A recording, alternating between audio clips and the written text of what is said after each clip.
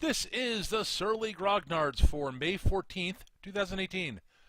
This is Peter Bowman, and as always, I'm joined by my good friend and co-host, Eric Carlson. How you doing tonight? I'm doing all right. Allergies are annoying. Ah, I think they're allergies. Might be the plague. mm, Pretty sure they're allergies. hopefully they are allergies. Well, on the plus side, as you pointed out when pre-show, the plague, if it's just that you've got like a cold or a flu, that'll go away in a couple, at most a week or so. Yeah. Or, I'll be killed. And then I'll Right. come back as a plague zombie. Eh, that'd be unfortunate, but Not that unfortunate. I think I'd miss pooping the most.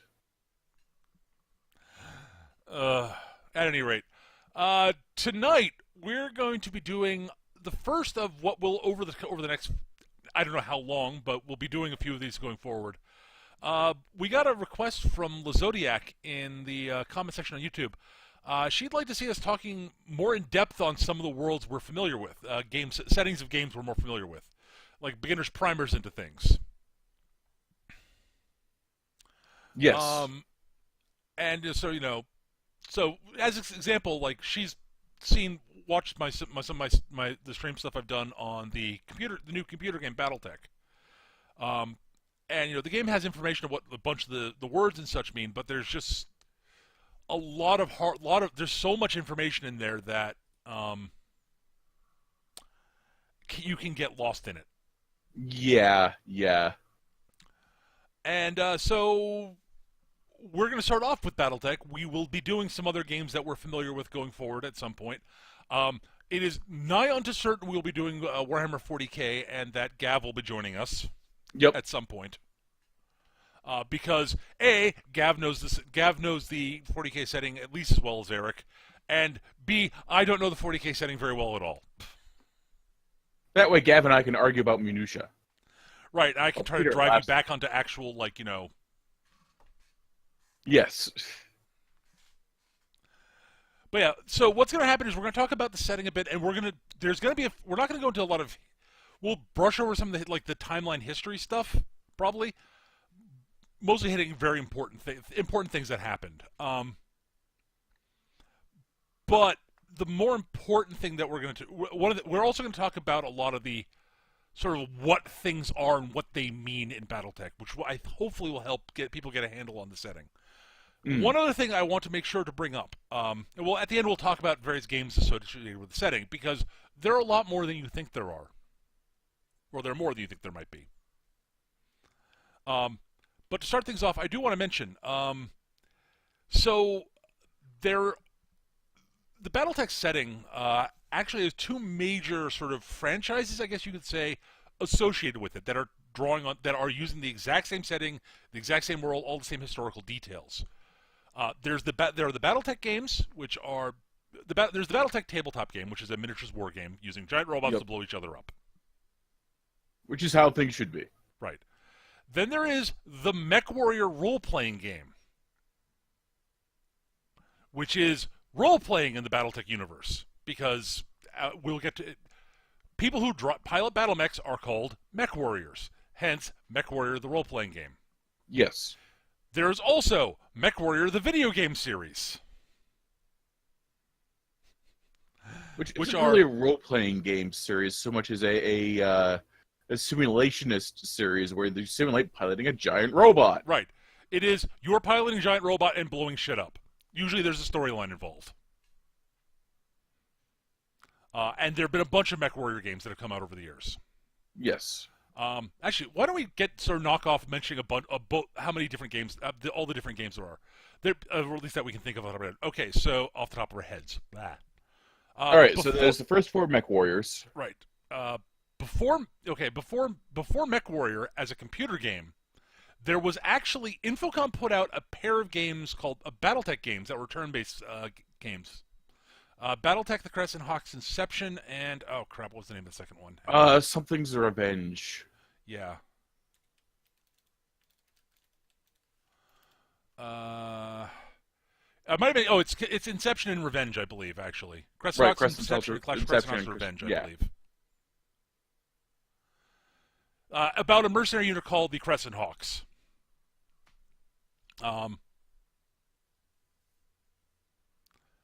or something like that. I forget the exact details. I've played both of them ages ago. I didn't, mainly because we didn't have a computer way back in then. Right. 10,000 years ago when dinosaurs roamed the earth. 1988. Yeah. 10,000 years ago is when dinosaurs roamed the earth.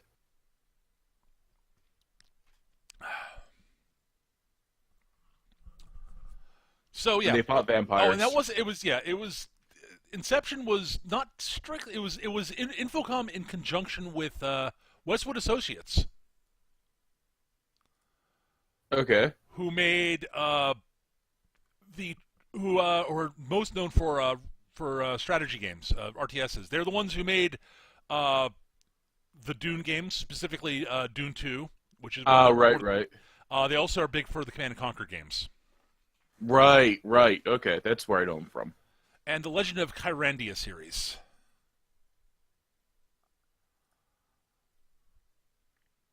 That I don't remember.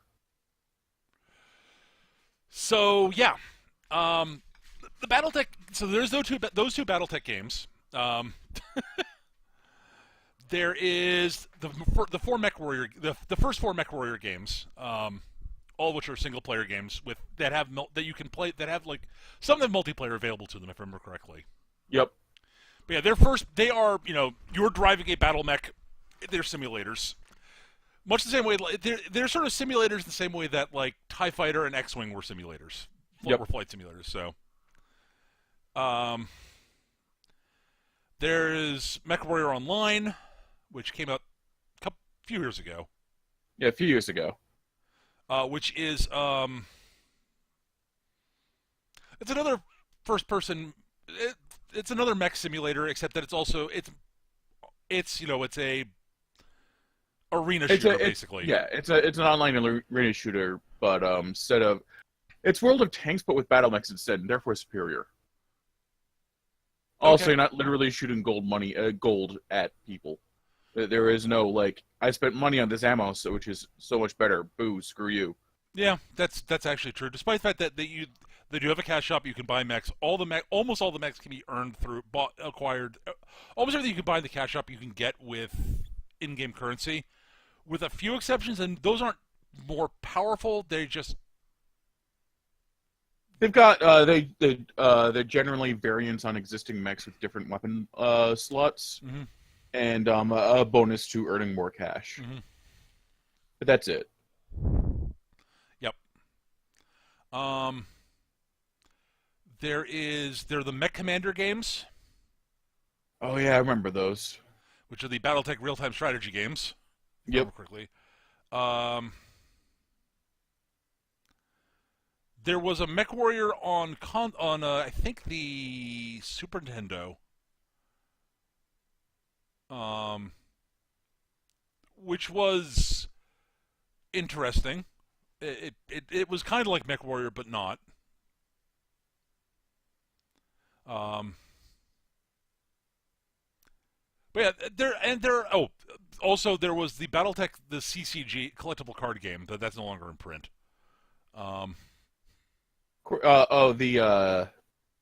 old clicky BattleTech. Oh, and game yes, also. and WizKids put out a BattleTech collectible miniatures game for a while before Catalyst bought the rights from them to re-release basically the real BattleTech. Yes. And I mean, I truly mean that. ClickTech which is not what it's officially called, was not really BattleTech. It was, yeah. A big part of the tabletop BattleTech is taking the mechs and like tweaking them and building your own and all that stuff, and playing on the hex and measuring ranges and all that crazy stuff. Yeah. Also, it's also the level of detail in which how mechs take damage and such. Yep. Which Eric finds a bit tedious. Tedious for a war game, great for an RPG. Yes, I understand why you feel that way. I personally don't mind the level of detail overall, because I like fiddly detailed tabletop war games. Right. Just a little bit more abstraction is all I really want. I don't want alarms to take 15 minutes to resolve. I understand that, honestly. I actually really do understand that. But yeah, And then BattleTech was Archer is the friggin' temporal distortion mech. oh, it could be so much worse, Eric. It could be so much worse. I will say, BattleTech was the first tabletop war game I played, Mm. and so I have trouble looking at it objectively. I I freely admit that. totally understand that. I really do. It's like, yeah, there are probably more issues with the game than I really think there are, and I think there are issues with the game. Um, but yeah. So, at any rate, there are a bunch of games, and there are a bunch of people who like a lot of people are really familiar with the Mechwarrior series, and are completely unaware of the BattleTech series, BattleTech stuff. Like I've seen people who are like, "What's this BattleTech thing? Wait, that looks kind of like Mechwarrior." It's because it is Mechwarrior.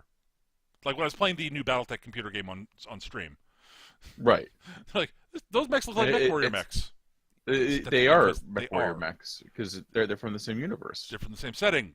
BattleTech, the tabletop game, which is what this is based on, predates MechWarrior. Yes.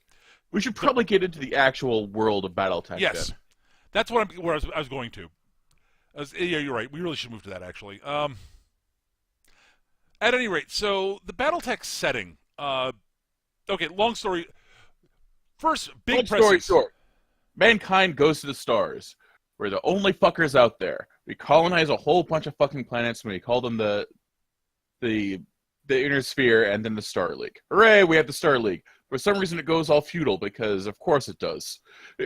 Right. All right. So actually, the Inner Sphere is just sort of a general term for the overall area that is of well-known colonized space. Yes. It is not all of the colonized area. There are colonies out in what's called the periphery. The Inner Sphere is sort of the area that is fully terraformed and civilized, and that became part of what became known as the Star League. Yes. Originally, so people went out, they colonized a whole bunch of stuff, and eventually most of the known space was incorporated into one government that was known as the Terran hegemony. That's right. That was the government. And the Terran hegemony, and so, it's a hegemony. So Terra is sort of first among equals amongst all the planets, is the general theory. That's the theory. Well, first amongst equals things never works out the way you want it to, though. No, it really doesn't. Over time, things went bad. The people, people out in the periphery, outside that were sort of, on the fringes of the Terran hegemony, chafed under, they were upset with a lot of trade rules going on within the hegemony. They felt they were disfavored, so they started. And they were. And so they started doing what you would expect. They started attacking and stuff, and started fracturing the hegemony. Eventually, the one of the ruling families on Terra, I forget which. It's one of the Camerons. One of the ruling families are the Camerons. I could look up the exact name. It's not that important right now. It's not important. He basically rallied the Inner Sphere together and beat down and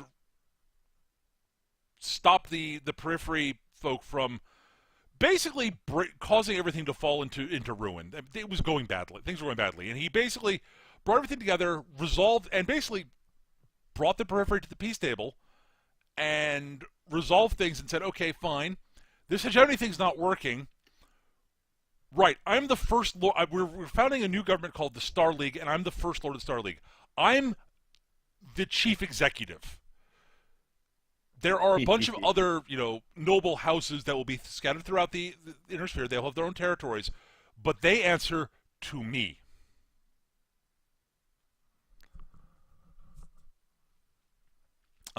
So big sort of, it becomes sort of a big sort of semi-decentralized empire. Vaguely Rome, honestly, under Caesar. Yeah. Yeah, it's more or less Rome. There are differences, obviously, but that's sort of you can A tell. little bit of the Holy Roman Empire going on, honestly, and that like Yeah, you have a bunch of yeah. Holy Roman is more guys that are accurate. perfectly willing to fight each other, but are nominally on the same side. More like a loose confederation, shall we say? But because of the Camerons, things seem fairly stable, and this goes on for quite a while. Also, part of the reason that the the new Star League Defense Force was able to basically bring everybody into line, including the various successor houses who were all sort of squabbling, and like when the Periphery started doing stuff, the various major houses started squabbling amongst themselves. I shouldn't say successor houses; they're not that yet. Mm. They started squabbling amongst themselves, and the way Cameron and the Star League was able to bring them to line, is they had the first battle mech. A battle mech is a giant robot piloted by a dude. So it's a big robot-y thing with guns, powered by a fusion plant that stomps around and is more effective than any tank out there. Doesn't matter if this doesn't make any sense. It's awesome. That's what counts. Right. Battle mechs are just tougher than tanks. This is just how they are in the tabletop game. Rule of cool, guys. Yep. Rule of cool. So they had they had battle mechs. The first one was called the Mackie. Yeah, it's very silly looking. Yeah. I will also say that FASA eventually did, or might have not have been FASA. I forget. I think it was FASA. Eventually did a write up for the Mackie. I don't know why, because it really shouldn't have been anywhere near what it was when they wrote it up. Yeah. Because yeah, it was really old. So over time, Some guy in the periphery stole one from a museum or something. probably. Oh, mostly it was the tech on it was just wrong, and it was too heavy, honestly.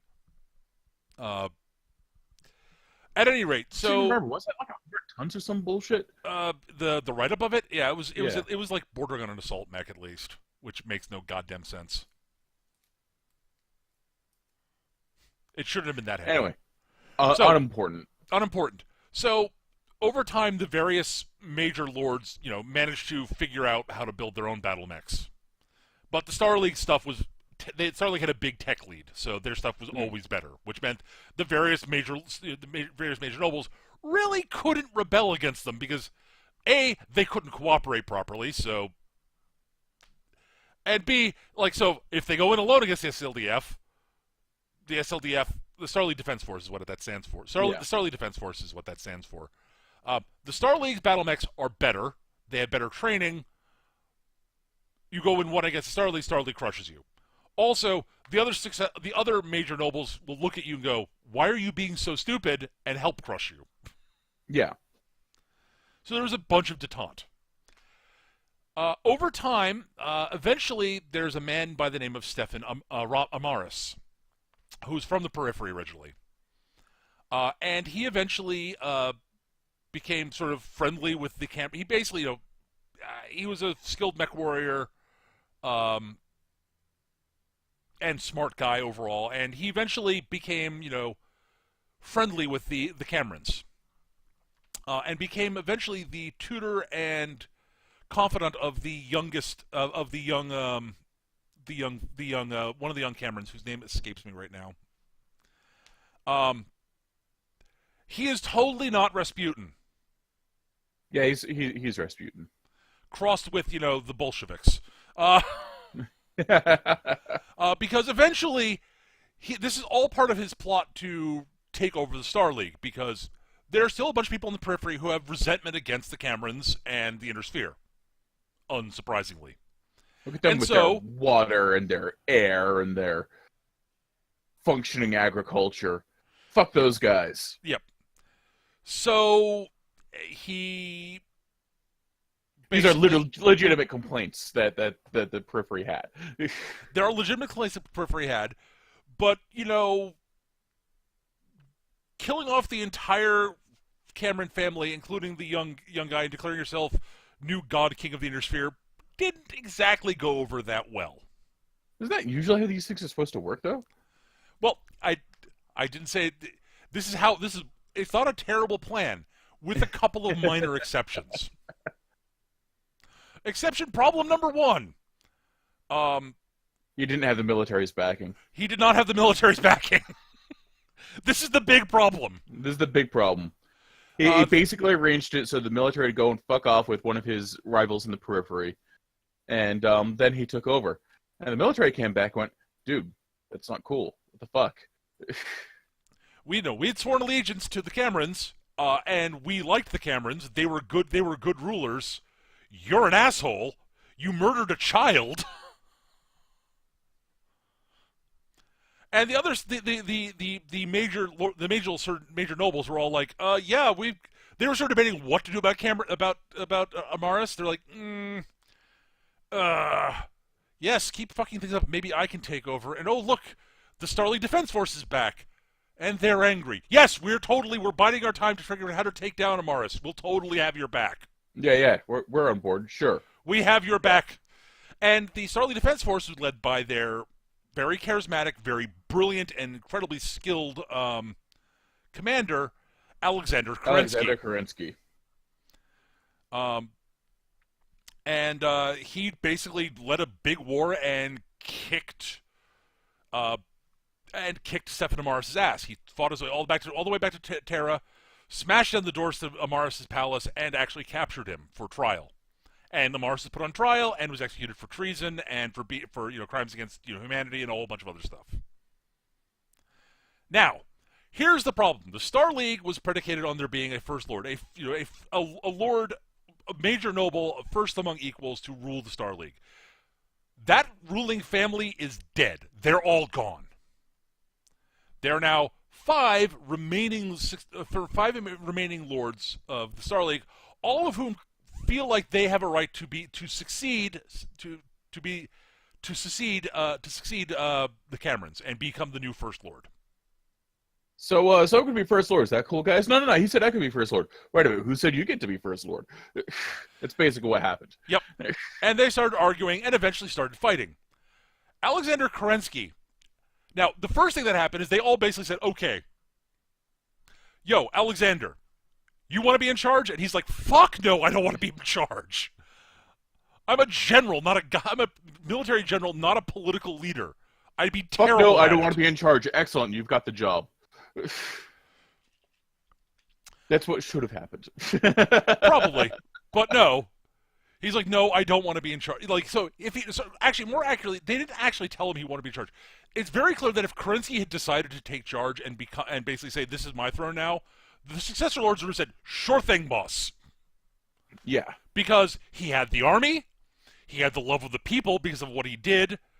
Like, there is literally, he could have taken the Star League. He didn't want it. He didn't want it, and he sees the writing on the wall. Oh, hey, there's going to be centuries of warfare. Well, they start squabbling and minor skirmishes start fighting. And he's like, yeah, okay, look. And the other important bit is they were all started inveigling and trying to convince him to back them. Right. And Kerensky said, you know what? Fuck y'all, I'm leaving. I don't want any part of this. You people settle out, you guys figure out who's in charge. I'm gone. I don't want anything to do with this. And he left for the periphery. Most of the Starleague Defense Force left with him. Yeah. It was more than half. Yes.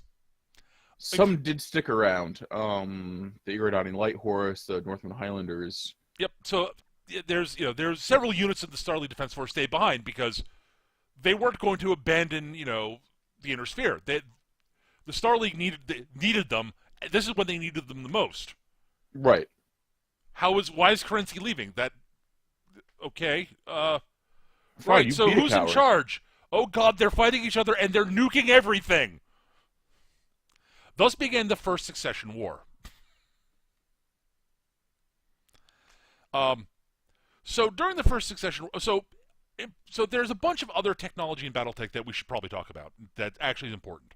So there are the battle mechs, which are big, as we mentioned, are big fusion-powered robots piloted by guys. Yep. They use artificial muscle fibers. They use neural feedback helmets to. Here's the thing with the neural feedback helmets: They mostly just borrow your sense of balance for calibrating the gyros and letting the mech do some wackier things through intuition. Most of the piloting is still done with levers and knobs and shit. Right. It just makes it a little bit more intuitive and cuts down on all the hand cranks. Yeah. Also means that it makes it easier for to do heads-up display stuff. Yep. And battle mechs have a bunch of different types of weapons, ranging from various types of energy weapons, mostly lasers, but particle cannons are also there. Ballistic weapons, mostly autocannons with some light machine gun type stuff. Actually, they're generally light heavy machine gun. These are not light machine guns. These are super heavy machine guns. They're just light compared to other battle mech weaponry. Yes. And missile weapons of various sorts, be they short range or long range, and flamethrowers. By flamethrowers, we mean weapons that vent fusion plasma, because that's awesome. Some of them do, some of them don't. There are variants. That's right. There are some that actually use good old-fashioned ignited chemicals. Yep. It varies. In the tabletop game, basically there are a bunch of different types of each of the various. There are a bunch of different. They break the weapons down into categories of types of weapons, and are basically abstracting yes, there are about 12 different types of autocannon 20 out there. For the tabletop game's effect, they're all the same. Yeah, whether they fire a single big fuck you shot or a my god, what the hell is that burst or what have you. It just does 20 damage at these ranges. The end. Yes. Which is, I'm glad they did that.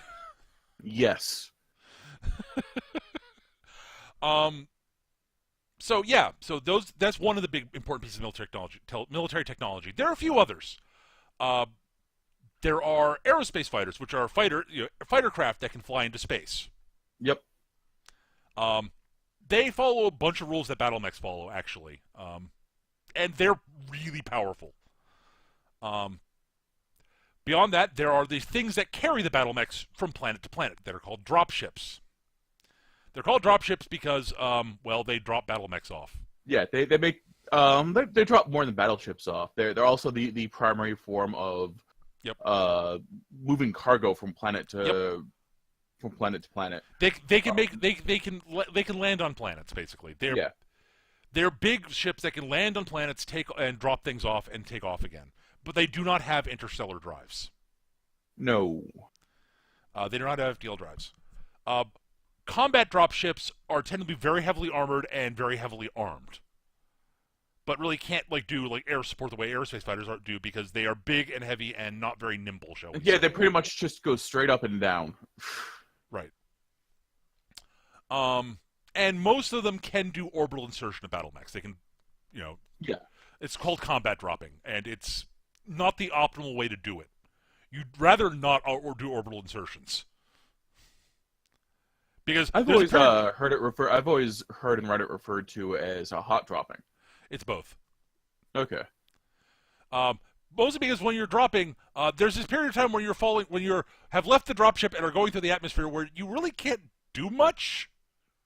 And there's a lot of gunfire coming your way. Yeah. Because everyone goes, what's that falling from the sky? Hey, that's a radiological. That's a goddamn battle mech. Shoot it the fuck down. Mm-hmm. You're much better off landing the dropship on the planet, opening the doors, letting the mechs walk off. Yes. Also, it's hell on the knees. They have parachutes and shit. Yeah, well. At any rate, sometimes they have jump jets and they use those to break themselves. Yeah. At any rate, dropships usually carry battle mechs and aerospace fighters, and sometimes they carry tanks and stuff. Tanks are still used because they're cheaper to build than battle mechs. It requires less maintenance. Yes. Whole lot less moving parts there. Yep. For interstellar travel, there are what are called jump ships. Jump ships never make planetfall. Right. They're built in space. They live in space. They do stuff in space. That's right. All they do. So they have jump ships use what's called the Kearney-Fuchida drive, which is a jump drive. It allows you to instantly transport from one space spot in space to another spot in space up to I think it was like I forget how many light years it is. It's a large number of light years, It's a goodly amount. but it's not an infinite amount. You can only travel so far via jumping, and it eats up power, an enormous amount of power. Yeah, recharging the KF drives involves deploying your solar sails and soaking up all the energy you can for a week. Yeah, it takes a long while. And you deploy those solar sails because your fusion drives are not enough. Not even close. During the era of the Star League, they in fact built jump ships that were also warships. Yes. Talk about space superiority, baby. Yeah. Those all got blown up in the First Succession War. Yes, almost all. Yeah, virtually all of them got blown. Virtually about half of the vast majority of warships in space disappeared at the start of this First Succession War. And the rest of them got blown up. Yeah, pretty much. Because strategically, well, if we blow up someone else's jump ships, warships and such, A, they don't have warships anymore, so they have less space superiority. B, it cripples our ability to move around through hyperspace. Move around at FTL speeds. So we can strand armies in various places and not have to worry about them. Now, this is, in fact, a pretty smart strategic move.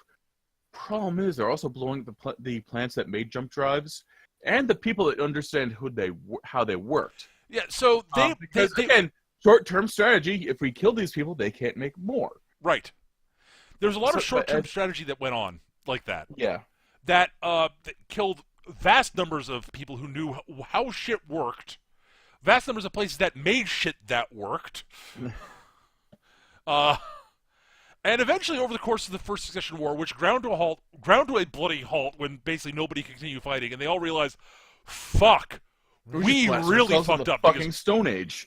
None of us know how, okay, right, nobody won this. We really can't continue the war. We've all taken too much damage. Right, so how do we build up, okay, we should rebuild stuff to build up forces to go for the next attack, and we can't. Oh, we've nuked everything, haven't we? Oh, this is not smart. This was not smart. All right, we still have some jump ships.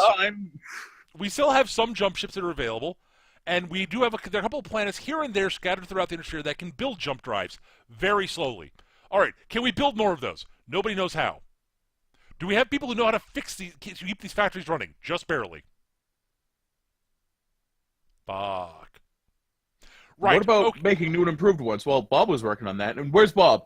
You assassinated him last week. Fuck. Yeah. What about Bob's assistants? They got caught in the same assassination. You did the whole Israeli gunship thing. Fuck. This happened all the time, all over the place. And so the Intersphere in the five successor lords, the five successor houses. There were 5 houses, major houses. Yep. And virtually all the minor houses, basically everybody got together and said, okay, look, we know we're going to keep fighting to figure out who's going to be in charge again. That's going to happen. But we got to have rules. We can agree that blowing up jump ships is a terrible idea. Okay, we don't blow up jump ships. We don't blow up hyperpulse generators. Hyperpulse generators are how you have interstellar communication. Right. So, yes. There are these things called hyperpulse generators. Nukes are right out. Holy shit, we toxified 3 planets. And we only got 5. So those are right out. Yeah, nuclear weapons are no longer to be used. Because no. We realize what there are a finite number of inhabitable planets. There are a lot of them, but they are finite. Let's stop that. Chemical attacks. Let's stop the atrocities of war, people. This is the true atrocities. Basically, they put together the Geneva Conventions for space. Right. They're called the Ares Conventions. But yes. Because, Geneva, they were negotiated on the planet Ares. Exactly. As everybody agreed. It's sort of like Mars, the Electric Boogaloo, honestly. Kinda, yeah. Yeah. So they agreed, right, no more blowing up jump ships. And nobody's going to build warships because trying to build a warship just will encourage attacking people's jump ships, which means we'll no longer be able to travel through space, and that sort of defeats the whole purpose of what we're doing here. No attacking hyperpulse generators, because we need to be able to talk to each other in hyperspace across interstellar distances.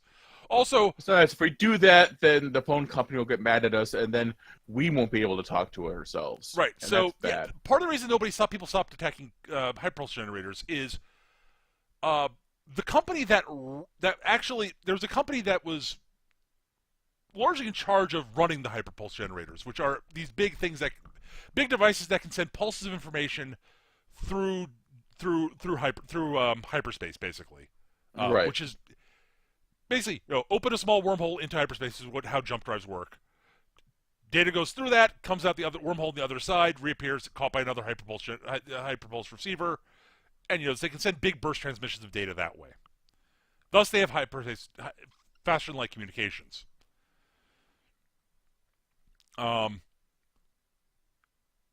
Comstar is the company that actually ran these things. Yep.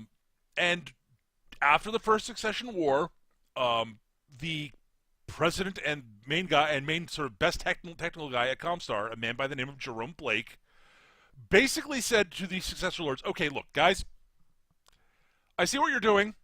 Here's how things are going to work. We run the hyperpulse generators, right? Yeah. Our headquarters is on Earth. And Earth still has all its orbital defenses intact. So fuck off. We're not trying to take over the galaxy. We're not interested in any of that bullshit. We're going to run the hyperpulse generators. If you ever attack Comstar personnel or you destroy hyperpulse generators or anything like that, your sector of space, we're turning off your hyperpulse generators. You will not get to use them. You don't get to talk to your shit. Do not pass go. We do Welcome not back to take the Stone messages Age, from. We assholes. will not take messages from your people. We will not deliver messages to your people. You will be interdicted. And all the sort of noble families and all the major powers in the galaxy in the Intersphere said, looked at how this would affect them strategically during a time of war and said, "Oh, that would just kill us. We just lose then." Right. Okay. So yeah, no fucking with Comstar. Now, Jerome Blake, it turns out, had a plan. He looked at what was going on with the Intersphere and said, "Okay, we still have access to a lot of technical information, and we've got some of the smartest people, and there's actual few remaining scientists in the Intersphere here on Earth. We're staying out of the war." And, he basically figured that, humanity would probably eventually, wreck itself into the Dark Age, and then Comstar would be there to provide technical assistance to lead them out of the Dark Age and bring them into a new era of peace and harmony. Jerome Blake was trying to go all Harry Seldon from the Foundation series and be the Foundation. This didn't go that well for him as he might have hoped. Yeah, they're sort of the anti-Foundation. Yeah, see, they started cloaking a lot of what they did in sort of religious mumbo-jumbo so that to keep the secrets of their hyperpulse generators primarily to themselves and a lot of their technology so that the Intersphere didn't use it against them. Unfortunately, Comstar itself bought into its own mumbo-jumbo over time. Well, it's kind of funny because, the years go on, you train to, okay, this is how you turn the thing off and on. But whenever you're around anyone, you have to go recite this prayer and do this little ritual to turn it off and on. Why do I have to do that? So that nobody knows exactly what it is that he does to turn it off and on. Why? Because they're trying to keep the secret. Okay. Mitch like, okay, this is how you turn it off and on. You say this little prayer, do this little ritual. Why? Because that's how it works. Yep. Yeah. Over the centuries, and this was over centuries. The message of actually we're smart and scientisty types, they still had them, but they didn't really it started become the science started the way they approached it they started to stop being scientists and became religious wackos. Yep. And Jerome Blake became a sort of a saint / quasi deity. He's a deity. He's totally a worship. He's totally a deity. Yeah. And so, as of the start of the game, when the tabletop game first came out, Comstar is now at a point where they're convinced that they are going that humanity, that the industry is the successful ones are destined to collapse into themselves, and they probably should start helping them along, because it is our destiny to lead them out into the peace of Blake. And it's like, oh my god, and that Comstar will be the leaders, which was not Blake's plan. Comstar was not supposed to be a governing body ever. It's funny how that works. Yep. And so there were several succession wars over time where the borders shifted back and forth between the various major houses, which we'll get into in a moment. We'll talk about the five major houses. And at sort of the time when the game first came out, the year was effectively 3025. After the end of the third succession war and shortly before the start of the fourth.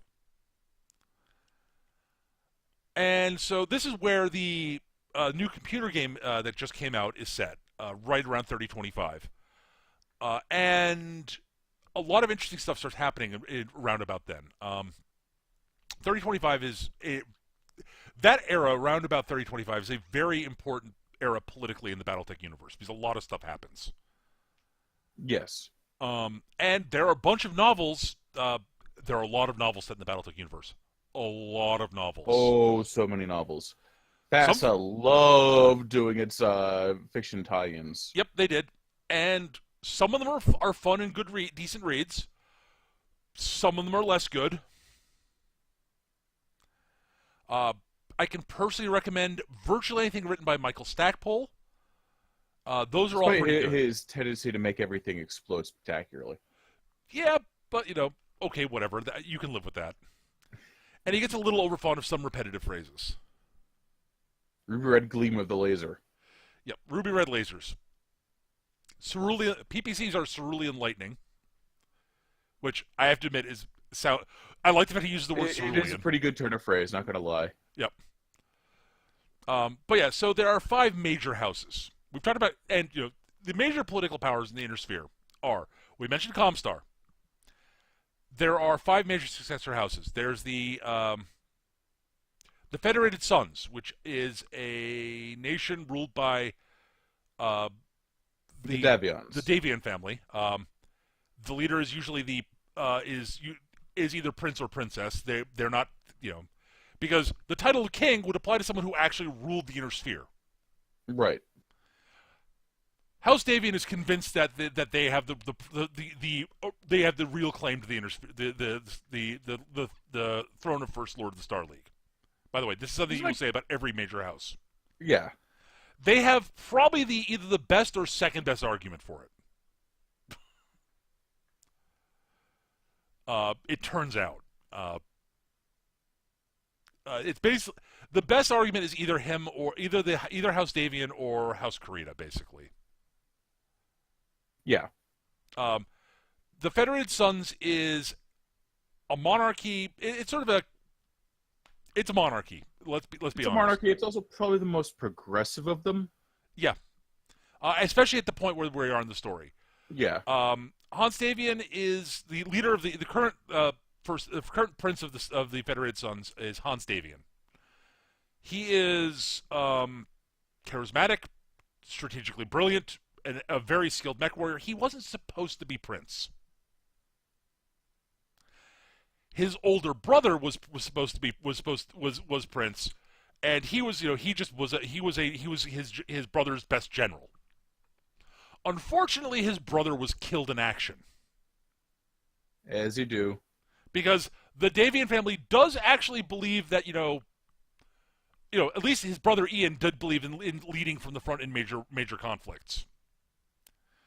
Also, there was an invasion going on, so he went to rally the people, and he did. And Ian's intervention, Ian showing up in his mech, absolutely galvanized the forces that were there and enabled to drive off the invasion that happened by the Draconis Combine, which we'll get to. But he was killed in the process.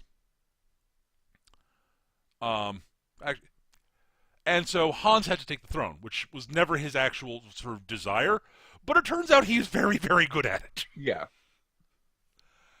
Um, He's a big patron of the sciences and the arts. Yep. He reestablishes one of the first universities dedicated almost entirely to engineering and researching new technologies. which pisses Comstar off to no fucking end. Yep.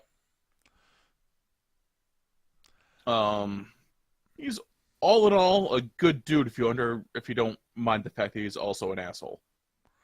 He's such an asshole. He is both an asshole and He's a magnificent bastard is what he is. he is. And to the people he cares about, he's actually a really good dude. I mean, Yeah. He's a good monarch. And for his inner circle, he's actually a really good dude. But he's actually a very effective monarch, which means he can be ruthless as hell. Yes. Um, I mean, granted, he's the best of the available options, which is to say, yeah. Hans is, yeah, he's a ruthless bastard when he has to be, which is a lot of the time, or when he feels he has to be, I should say. But he genuinely wants his people. He genuinely wants the best for his people. Like, and that's actually true of a bunch of them. It's just that he walks the walk more than most of them does. Yeah. Do. So there's Hans. There's that. The second. So he's got the best. They've got probably the best army of. They've got at this point they have they probably have the best army. And some of the best tech in the Inner Sphere. The biggest economy in the Inner Sphere is the Lyran Commonwealth, which is on the other side of the Inner Sphere from the Federated Suns. Yes. The Lyran Commonwealth is it's another effective monarchy. It was founded by a bunch of trading companies, actually, way back in the day. So there's a lot of economic. It's got a lot of sort of economic power behind it, and industry, and that's sort of where their focus are. Their leader's title is Archon, because why not? Because that sounds awesome. It does. The current leader at the time of this happened is Katrina Steiner. The Steiner family are the ones who were in charge. There's a very sort of as I said, the Federated Suns has a very sort of English / sort of French sort of Renaissance feel to it. They've got a real, but they got a real like fetish for like German and Norse stuff, though. The Lyran Commonwealth does. Yes. I was talking about. I'm sorry. You're talking Federated Suns. I'm sorry. Yes, the Federated Suns has a sort of a weird mix of both the English and the French from the Renaissance, basically. Sort of attitudes. Yes. The Lyran Commonwealth has a lot of influences from Eric's right, from both Norse and Germanic stuff. Names and organizational names, organizations. Their sort of secret police are called Loki. They have secret police. The secret police whose job it is to keep track of the secret police is called Hamdale. Yes.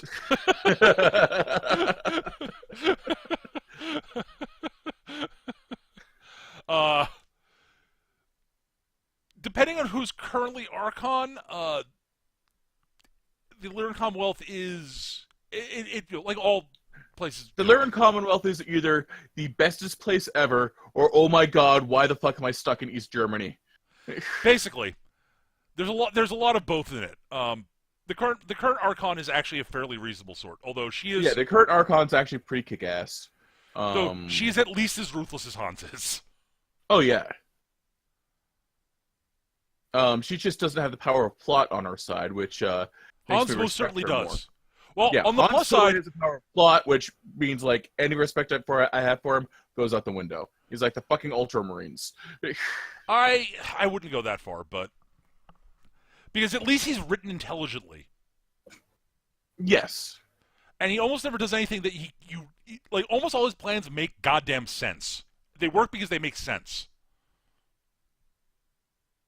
Usually, but at any rate, no. But so the other big advantage that he has, and we'll get to the big thing in a moment. So they have while the Lyrans have a couple of other minor issues.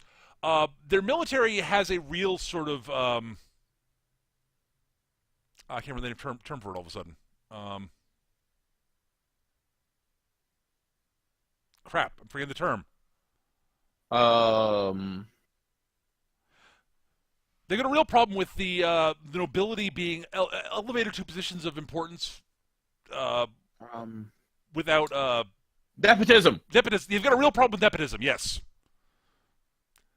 So there are a lot of their generals are nobles who have their position because they're nobles,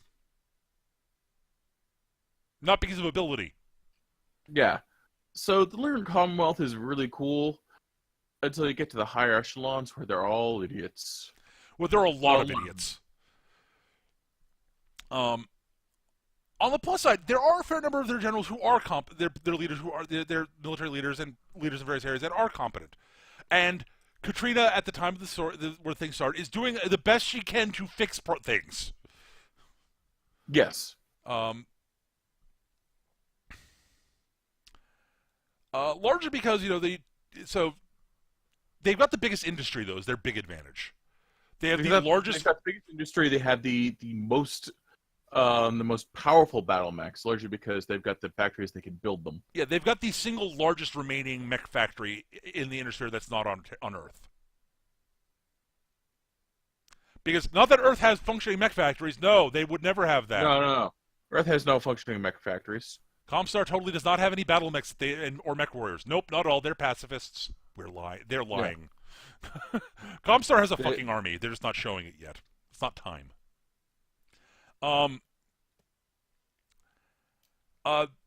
So that's their big thing is we've got more mech production than anybody else.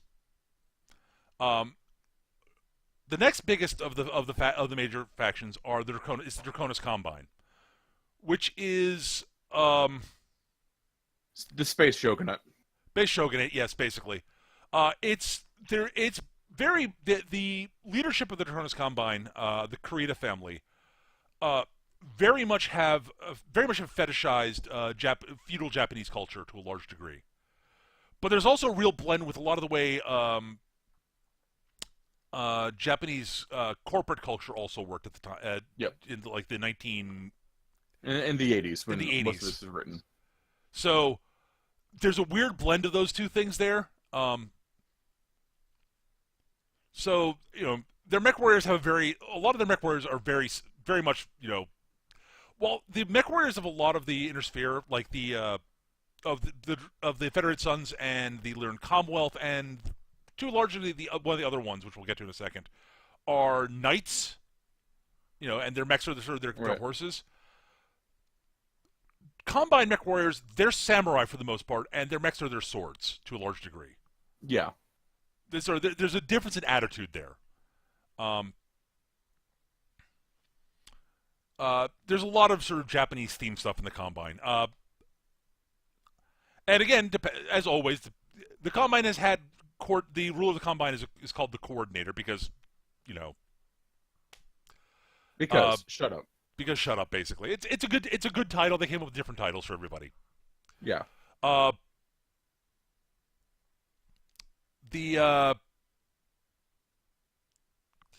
Depending on who's coordinator, they've had coordinators who were borderline psychopathic, or not even borderline, and like arranged massacres and shit of civilian populaces.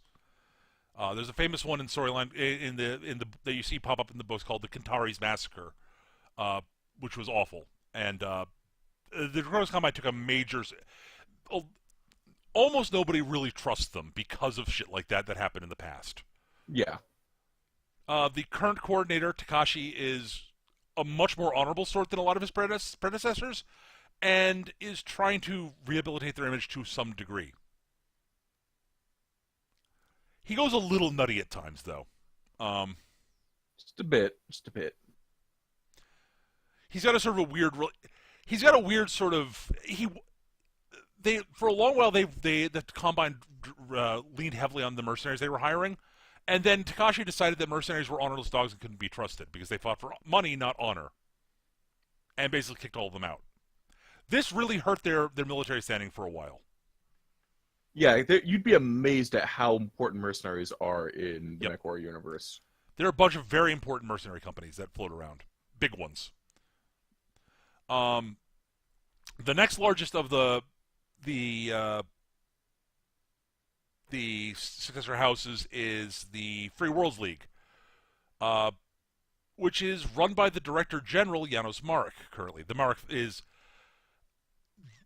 the Free Worlds League is actually a democracy, kinda. Kinda.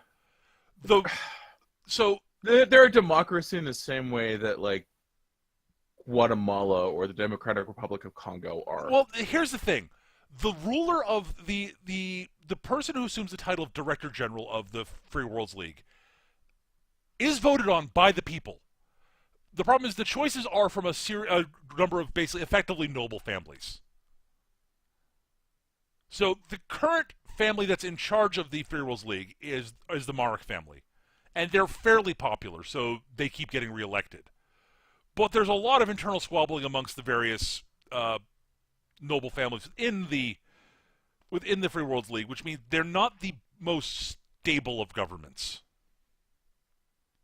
There's also the fact that the Director General gets elected, immediately institutes wartime powers, which means their elections are frozen until he decides to step down, in which case his chosen successor gets all his political influence that he's built up over his, like, I'm in charge till I decide I'm not. For him, removes the wartime powers. His successor gets elected because, of course, he does, and who then immediately institutes wartime powers. Yep, It's democratic. it totally is. But to be fair, the ruling family does change from time to time. This is Occasionally, true. There's the occasional upset. Right. It's as close to a The democracy machine as you're does not going run to as well get. as they would like it to. It's as close to democracy as you're going to get. Let's be real. Yeah. And for most people in the Free Worlds League, things are actually pretty okay for the most part. It's just not stable. There's a lot of infighting is the big problem. But it could be worse. Yeah, it could be You could be in the Capellan Confederation. Yeah. So the Capellan Confederation is, nominally speaking, a socialist state, in the exact same way that Maoist China is socialist. Yeah.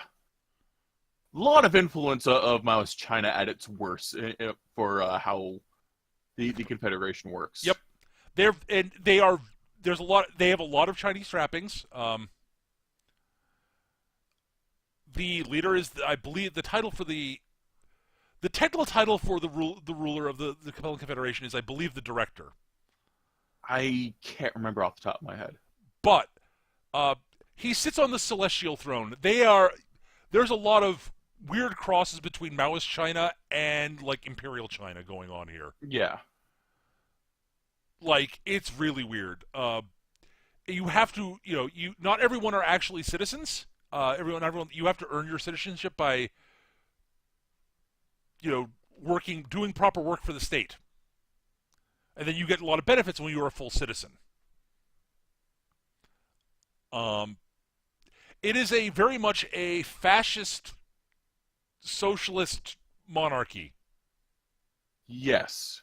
This makes no goddamn sense because it's actually a totalitarian dictatorship. But It's totally a totalitarian dictatorship that likes to make pretend at other things. but it's also fascinating. It's actually really it's one of the most it's a giant amalgam of conflicting and opposite forms of government crammed together by force of personality and insanity until it works. Yep. And it actually works sort of okay. Again, like I personally wouldn't want to live there. I would not want to go anywhere near the Capellan Confederation because it's when I say held together by force of personality and madness, I'm entirely, I'm not exaggerating. No. Like, insanity runs in the family of the, House Lao. of House Lao. And, Or Liao. I forget how it's pronounced, but I think it's Lao. I think it's Lao. And, they all eventually go nuts and just have an iron grip on that country, on that state. Yep. Not all. They don't all go. Most of the ones who assume the throne end up going nuts. Not all of them. So you have to be crazy to want to rule that place. Yes, and so the current ruler, Maximilian, is at the start of the novels, the game, and some of the novels is starting to crack. Like, he's already a bit, he's power mad, but he's not actually, completely bonkers. He eventually loses it completely. He has two daughters who are, who might inherit his throne. The elder, who is the elder one, who is, I can't remember her name all of a sudden. Katrina. Not Katrina. No. You're thinking of, it's the younger one's Romana. I remember that because I'll never forget Romana Lao. Romano, not Romana. Romana Lao is fucking crazy. Romano is bonkers. She is completely fucking insane. She is a borderline functional paranoid schizophrenic. She's not schizophrenic, but she is borderline functional paranoid. And sociopathic. There's no borderline about it. She's a functional paranoid. Yeah. Well, no, I'm talking about borderline in the functional part. Ah, okay. No, she's paranoid. Whether she's functional or not is debatable. Candace is the other one. Writing her, honestly. Candace, that's it. I knew it was a K/C sound. Yeah. Candace is the older daughter.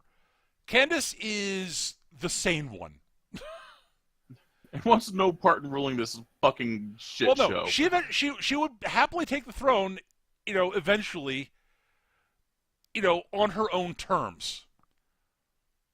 But she cares more about she and Romano all have their own little sort of small sort of fiefdoms within the Capellan Confederation that they do rule. Largely as training wheels is the implication. Candace is the St. Ives Compact, and she cares deeply about her people, and eventually, she sees writing on the wall because of conflict coming up between the Capellans and House Davian. It's like, yeah, I care more about the people in the St. Ives Compact than the throne, so no. Which means it falls to Romano, which is really unfortunate. Yeah. Because Romano is insane and thinks she's far smarter than she is. Unfortunately, much like her father and Candace to a large degree, all three of them are very charismatic people. Yes. They actually do engender loyalty amongst their people who work for them, despite the fact they're also that both Max and Romano are the worst sides of being an autocrat. I mean, they are. Yeah. Again, Romano is Maximilian is somewhat paranoid. Romano is both paranoid and a full-on sociopath. She's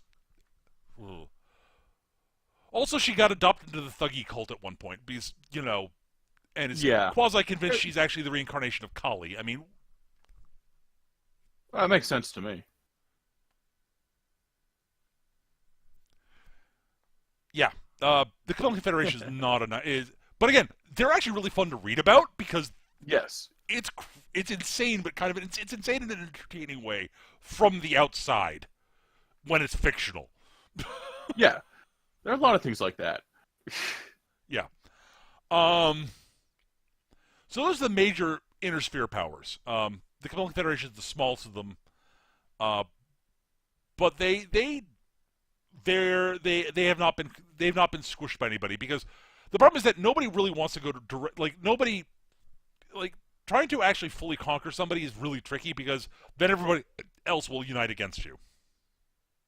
You forgot about the best power. Not the most powerful, but the best. For Who? Grauschalhog League. But they don't exist yet, Eric. They always exist. No, they don't. Through all time and space, there are Rosselhag is part. Vikings. Rosselhag is part of the Draconis Combine. They have not split off yet. There will always be Samurai Space Vikings with their own country in space. Eventually, that happens, yes. And then they largely get squashed by the clan invasions.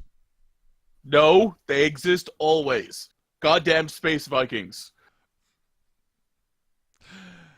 There are a bunch of other minor powers out there that are sort of on the fringes of the Inner Sphere, like the Magistry of Canopus, the Taurian Concordant. Yep. There are pirates all over the place. Some of them are bigger than others. And I mentioned the clans, which we'll get to in a second. So that's where the things start off. The things start off. The big sort of igniting event in 3025 is that Hans Davian and Katrina Steiner arrange basically to unite their two nations in secret, and Katrina basically arranges her daughter to marry Hans, and their child will be will take the throne of the United Federated Commonwealth as one big nation, which will unite these two nations, which means that they will have enough muscle to actually conquer everybody else, and actually basically yes. Our child will actually inherit the throne because we will definitively have the best claim, no questions asked, and we'll have the military and economic muscle to back it the fuck up. This is the plan. And they have Hans and Katrina's daughter Melissa. They have a wedding that's held on Earth, and the wedding is in one of the novels, and it's hilarious. Yes. There's a batshit insane conspiracy. There are lasers. There's a giant fuck you pulled by Hans against everybody. Especially the Capellan Confederation. Lau running around grabbing commemorative plates, screaming about secret clues hidden inside them. It's awesome. And he basically declares war on the Capellan Confederation. He's going to invade them. In fact, he declares the Capellan Confederation is going to be his dowry gift to his wife. Which is, okay, I don't care if the writer's on his side. God damn, that's an awesome move. Yes. Super ballsy. Now, mind you, he doesn't conquer the whole thing. That wasn't actually the point. The whole point of his invasion of the Capellan Confederation was to break Maximilian Lau's ability to wage war on anybody, because of some of the really awful, horrible things that he's got a bit of a personal grudge against Max for some bullshit Max pulled on him. And the thing is, he's more upset about what Max did to the person to do it than he is about Max trying to actually depose him. Yeah. So I should discuss this because it's actually kind of interesting. What Maximilian Lau did is he got somebody who looked vaguely like Hans Davian, had a bunch of plastic surgery done on him to make him look exactly like Hans Davian, and then brainwashed the fuck out of him to make him think he's Hans Davian and act like him, but basically with psychological conditioning to obey Max so that he would actually have a puppet Hans Davian on the throne. Faked and false implanted memories, erasing the dude's actual original personality. As well as obliterating all the records about who he was originally. Yep. If you delete all the moral and ethical considerations in here, it's actually a pretty good plan. Hans admits, that is, your plan to replace me with a double, fucking brilliant. And if you'd done it with somebody who is a volunteer, B, did not have everything who they were completely eradicated, I would not be as nearly as pissed off as I am. But you are willing to erase somebody entirely to further your plans. You do not care about your people. Therefore, I have to break you. And he did. Yeah. Dear God, it just that was the final straw for Hans, basically, with Max. Yeah. And it wasn't so much that Hans tried to depose him, that Max tried to depose him. That's what you do. Right. He tried to depose me. Well played. Okay, cool. Wait. It's You like did what? Calgon with Duras in that one episode of Star Trek. Right. Yeah. He tried to assassinate with bomb. I would have done the same thing if I had thought of it. But he used Romulan technology. Did what now? Yeah.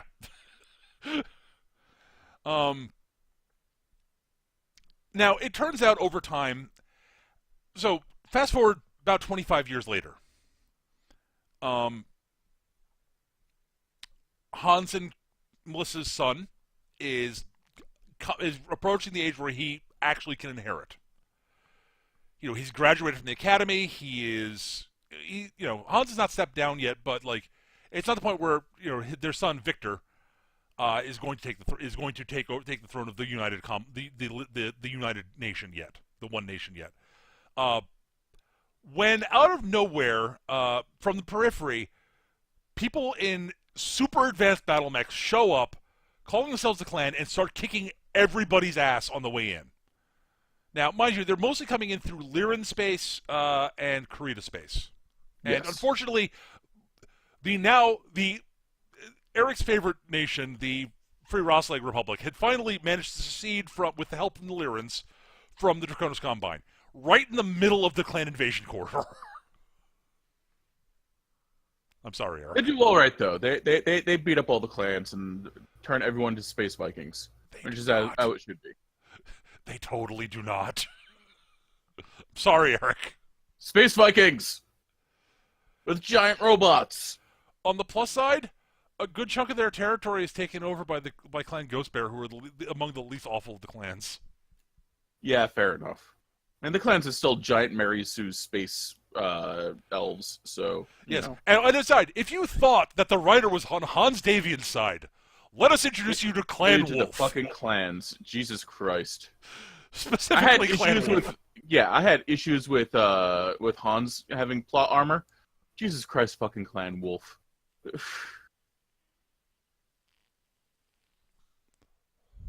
So who are the clans, you ask? Where do they get this amazing technology? Why are they kicking everybody's ass, and what are they doing here? Well, they're humans, because there are no aliens in the BattleTech universe.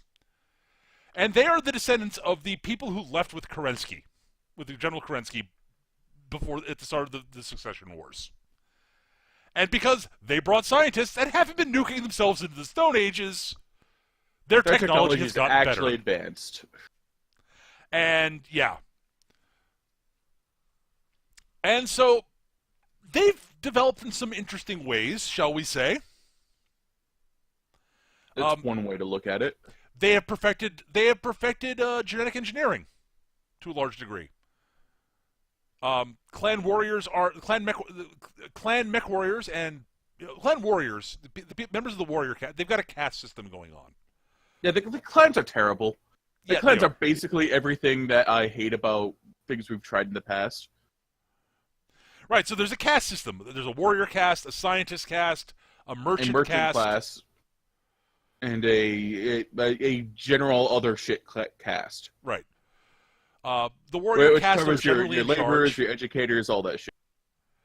The warrior caste is generally in charge. It depends on the clan, mind you. There are some clans where the warrior caste are not as fully in charge, it turns out. But sure, Clan Diamond Shark, for example. Yeah, the merchant caste has a lot more sway there. And there are a couple of ones where the science caste has more sway than some others. But in general, the warrior caste are the ones in charge. The warrior caste generally don't. They generally they don't do normal breeding, shall we say? They genetically engineer everybody. The clans are big into eugenics. They are. To the point where fucking is no longer done for procreation. Not procreation. They do it for fun. They'll do it for fun, but you don't have babies that way. That's dumb. It's dumb and chaotic. You can't figure out exactly. You don't know exactly what's going to happen then. Yeah. And so big into eugenics, like holy shit. As far as a clan warrior is born, if you're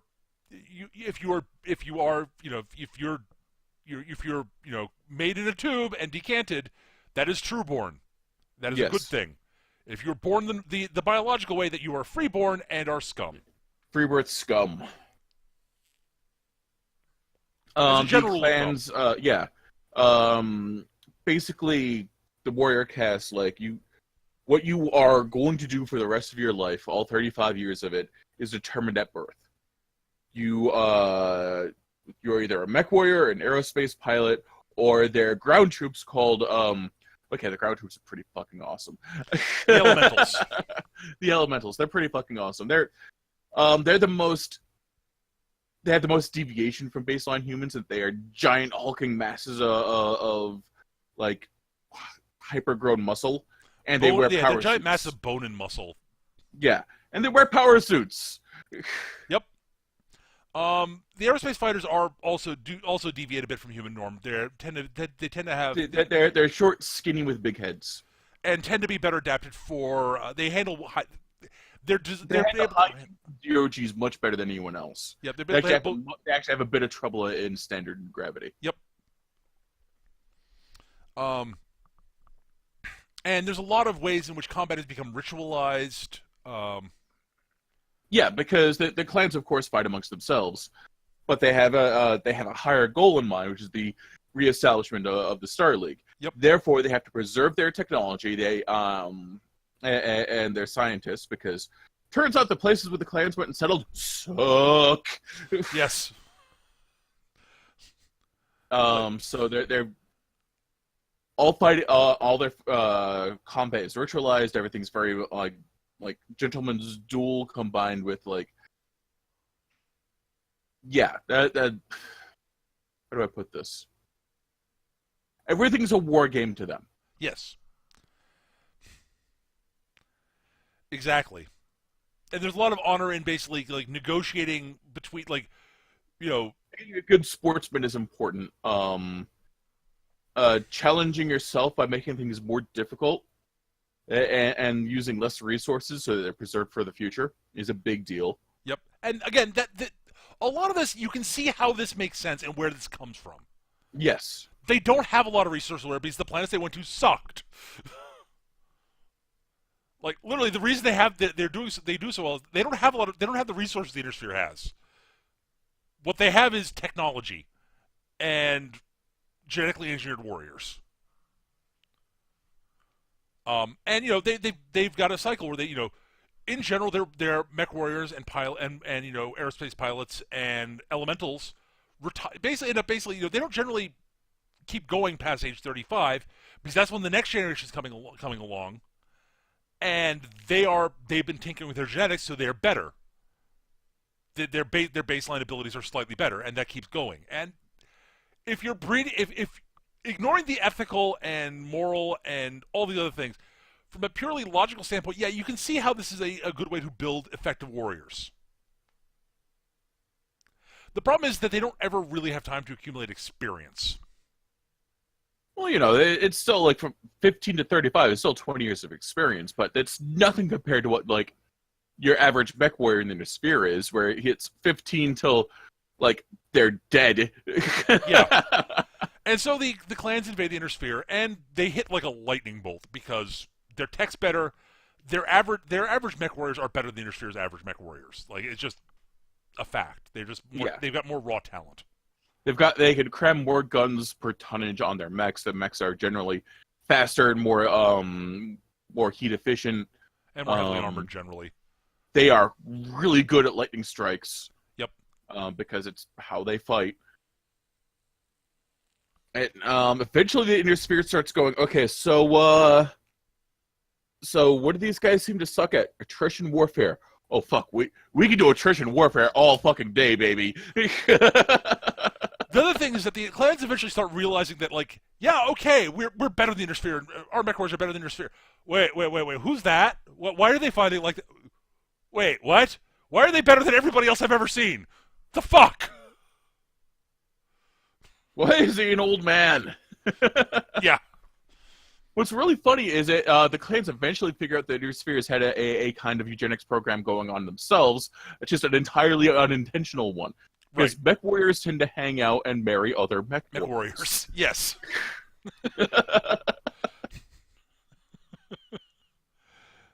And the ones that suck die or retire. So Right.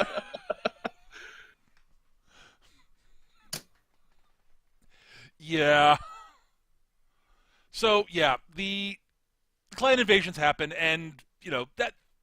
So that's roughly what the clans are. I mean, there's a lot more we can go into. There are a bunch of There's a clans. lot. Each of the clans have different ways of doing things in themselves, but Yep. they're all terrible, and I hate them.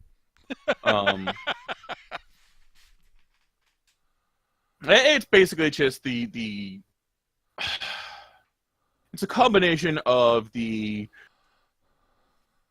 unabashed eugenics combined with the militaristic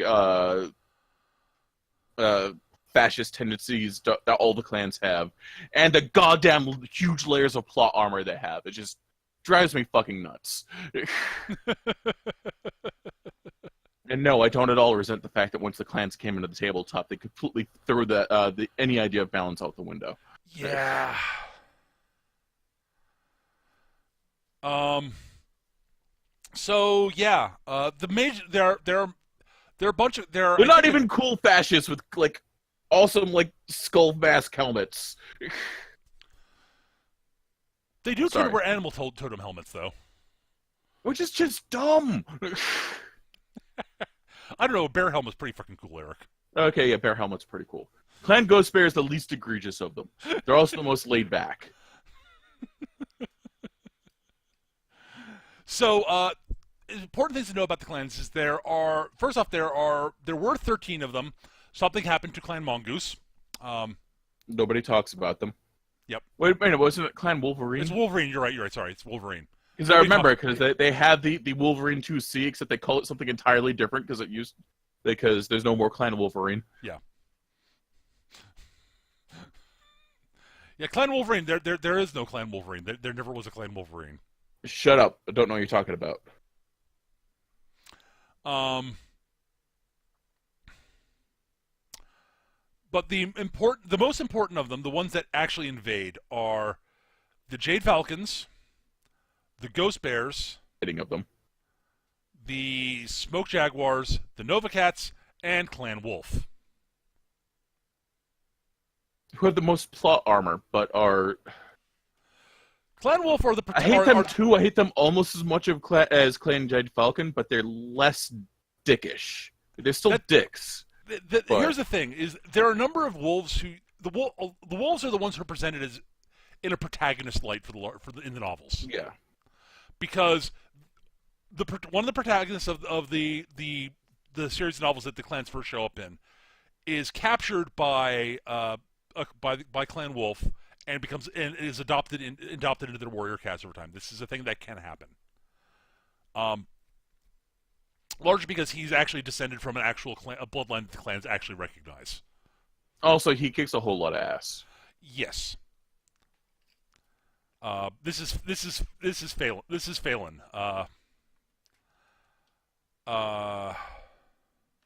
Phelan Ward.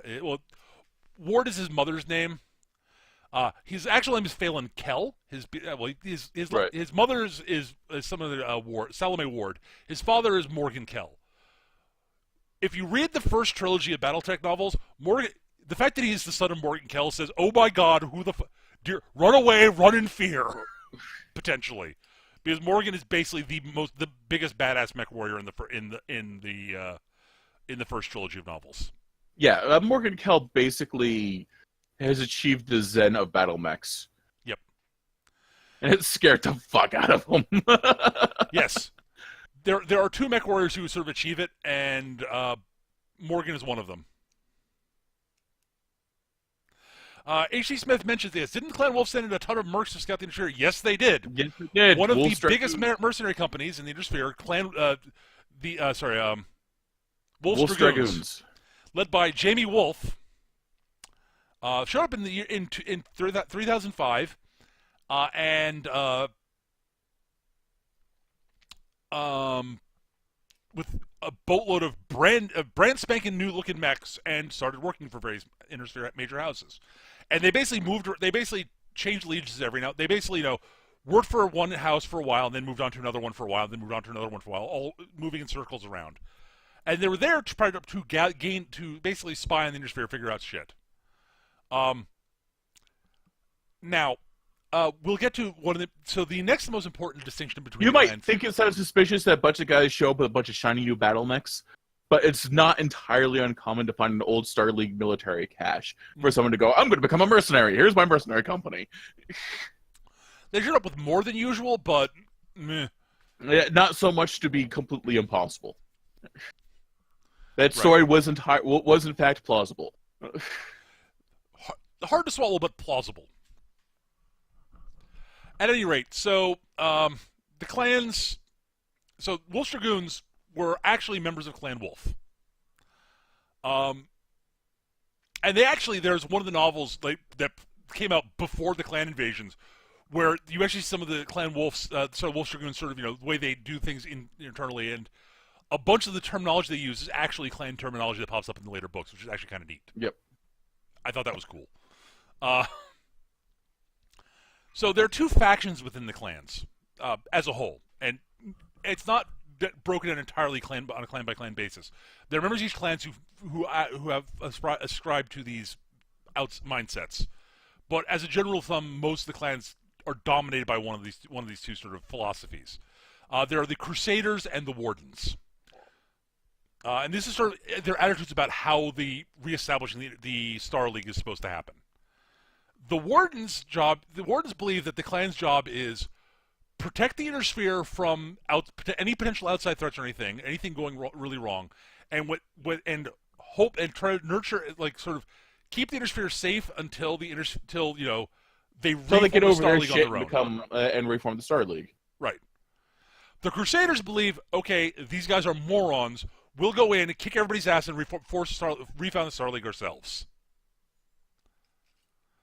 And a lot of the ritualized combat going up to this was trying to decide, okay, which path are we? We're going to follow the Warden's ideas or the Crusaders. Eventually, the Crusaders win out, and then they have a bunch more ritualized combat stuff to figure out which clans are going to go in. The Wolves are predominantly a Warden faction. And they decided, okay, we're definitely going to participate in this, and we're going to make sure we have a lead position in the invasion so we can actually, temper it at least to make it less bad for the normal people. So yeah, fine. We have to, by our rules of honor, we have to ascribe and actually try to conquer, go in, take Earth, and refound the Star League by these rules. Fine, we'll do that. But we're going to make sure that we're in the lead position and that we're in charge so that these lunatic Crusaders don't make things horrific for everybody. At least that's their plan. Which is why the Wolf's Dragoons eventually, basically, when things, slow down, and they end up helping the Inner Sphere against the clans. Like sharing secrets of technology and clan strategy and knowledge about, how the clans operate. Because sharing with the Inner Sphere, you mean? With the Inner Sphere, yes. I said clans? You said clans. I meant the Inner Sphere, yes. The Wolf's Dragoons, the mercenary company, ends up basically effectively switching sides, but not really. Because over time, basically, they became more and more sort of like, yeah, okay, we kind of dig some of the people here in the Inner Sphere. You know what? This whole, not horrible space fascist thing most of you guys have going on? We can get behind that. Mm-hmm. This whole, what do you mean I'm not, completely locked into what I can do from birth? That's kind of awesome. Yep. I can get behind that. Holy shit, what's this? It's called art. Why do you have so much of it? Because it's art. Don't you have art where you come from, in the periphery? Yes, I have the art. I have seen the art before.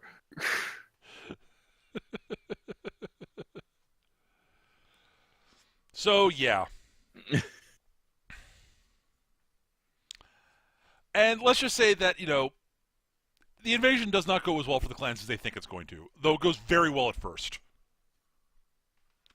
And there are a boatload of novels that cover all of this stuff. And we could go into all the history of that stuff, but that would take even more time than we've taken. Yeah. So, yeah, that's sort of a basic sort of who and what is going on in the BattleTech universe.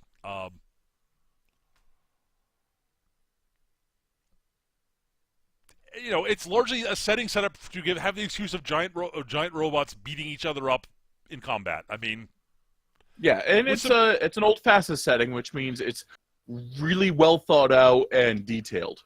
Yep. Like, the BattleTech universe is really awesome. I really dig it, even though I hate the clans. Yeah, I'm not a fan of the clans either. Although I think the clans are okay antagonists in it for like a role The playing clans game. make excellent antagonists. I could even see like getting behind like playing in a role playing game, playing it as the clans. But as soon as you try to introduce them to an actual like balanced tabletop type of deal, it all goes out the window and everything turns to shit.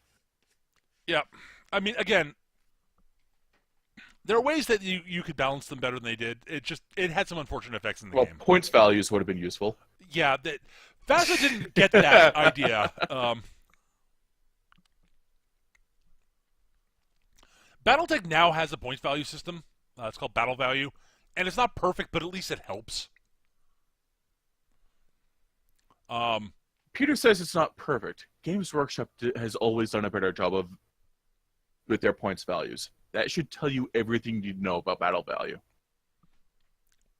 Well, the problem is that it's better than tonnage. That's how. Oh dear why God, it's better. yes. No, the reason the battle value system is not perfect, and there's actually a pretty good reasoning behind it. Honestly, the reason it's a big part of BattleTech is kit bashing your own stuff. Right, like changing loadouts and designing your own mech. So it has to account for that additionally. Yep. And there's so many different ways you can change. Like because there are rules for designing your own battle mechs in the tabletop. Which is really cool, and one of the reasons why I love it as a setting for a role-playing game or a video game.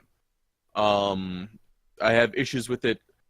I have issues with it as a war game, but I've gone into these before. It's too fiddly. The balance is all over the place because you can do everything. It's impossible to fucking balance. I understand this. Yes. No, if the mechs weren't as moddable, as changeable as they are, and there weren't rules for changing weapon loadouts and heatsink loadouts and armor loadouts and all that stuff, which is all really cool and a lot of fun and interesting. Unfortunately, it makes balancing the game nigh unto impossible because there's so many different moving parts. Yeah. In order to balance things, you really have to start restricting some stuff, which is one of the things I like about what PWI has done with Mechwarrior Online with the hardpoint system. Yes. Which has been adapted into the BattleTech computer, the new BattleTech computer game, because it limits what weapons you can put into what spots, and that helps a lot. It really does. Yeah. Additionally, in the BattleTech computer game, you can't even change what engines are in the mechs. Oh, really? Wow. Okay. No. That is a significant change. Yeah. Oh, it's a big change. A significant restriction. Yep. So, given there might be chassis that have changed what engines are in them, but you can't personally change your engines because you're a periphery mercenary. You don't have the technical expertise to do that. I'm sorry. Right. It makes Besides, perfect sense. Besides, you're pulling a perfectly good engine out of that Atlas and sticking to your fucking Shadowhawk. Why are you doing that? Right. So yeah, that's sort of a general sort of primer on the BattleTech setting. There's a lot more that we haven't talked about because there is a lot of stuff in there. It's very dense and deep universe. You'll find that most universes made by the now defunct game company FASA are like that. Yep. FASA couldn't write a world system to save their life. But wow, were they good at world building. Yeah. Like they are responsible for the BattleTech setting. They're responsible for Shadowrun. Which is another fantastic setting that I don't know as much about as Eric does. They survived FASA. They have a few others like Earth Dawn, which is a really fascinating world and a really shitty system. Like shitty by FASA standards. Yeah. They are better at tabletop war games than they are at role-playing games. Yep. They were. BattleTech is probably their most functional rule set they've come up with, and it's got serious flaws. Yes. As opposed to early versions of the Mechwarrior role-playing game, early Shadowrun, Earth Oh, Dawn. Jesus Christ. Early Shadowrun was just barely functional. Early Mechwarrior was not. Yeah. Their Star Wars role-playing game. Ooh. Oh, I forgot they had one. Not Star Wars, Star Trek. Sorry. Star Trek, yeah. It was not good. I'm forgetting. They had a couple other war games too, like Crimson Skies. Yep. There was one with like airships and shit, which is kind of neat looking, but I never played it. Yeah, it was set in the Crimson Skies universe, if I remember correctly. Might have been. So yeah, as I said, I really do recommend checking out, like, if BattleTech is currently still actually back in print despite Fastly having gone under. We mentioned at the start of the show, Catalyst Games bought the rights to it, and published new rules for it. They've got a new version of the BattleTech Mechwarrior role-playing game, which is Not better than any other terrible. version I've seen. It's not terrible. It suffers. It's a microcosm of our problems with MechWarrior as a war game, and that it's too fiddly. It's a little too fiddly as a role-playing game system, in my opinion. I agree with Eric. Yeah, It's a point-based system that gets too fiddly. And this is me saying that. You can reduce the amount of points that are required to build your character to 10%, and it would not change the balance of anything. Yeah, it uses larger numbers than it really should, in my opinion, for the most part. Yes. For no good reason. But at any rate, it's still a functional system. It gives the illusion of granularity without actually giving you that granularity, which is really annoying. Yeah. It has little bits of granularity in there in the skills section, which just makes the skills infuriating, in my opinion. Yes. It's like, God, At any rate, I recommend checking that stuff out. I will say some of my favorite books, like, ignoring the novels, some of my favorite books that Fast published for BattleTech are just the technical readouts.